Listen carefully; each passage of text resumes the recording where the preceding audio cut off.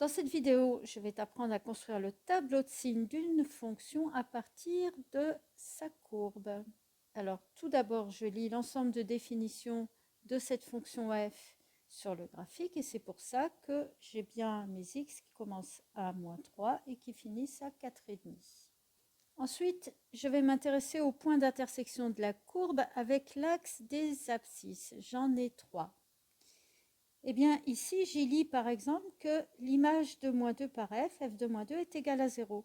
Ainsi, dans le tableau, j'installe -2 dans les abscisses et je trace une barre avec un 0 dessus. Ça indique que f de -2 égale 0.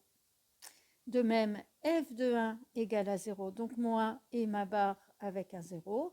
Et aussi, f de 3,5 est égal à 0, d'où le 3,5 avec la barre et son 0.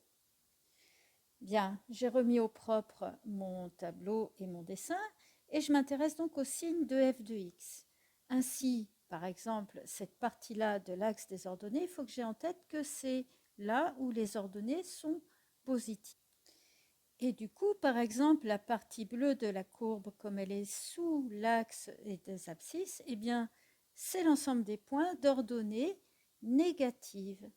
Et ailleurs, bien sûr, j'ai l'ensemble des points d'ordonnées positives. C'est les parties rouges de ma courbe, puisqu'elle est au-dessus de l'axe des abscisses. Les ordonnées de ces points sont positives.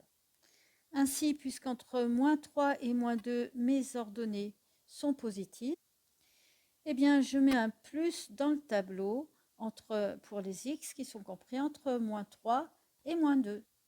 De même, entre -2 et -1, mes ordonnées sont négatives, mes f de x sont négatifs, donc j'indique un moins dans le tableau entre x qui vaut -2 et x qui vaut 1.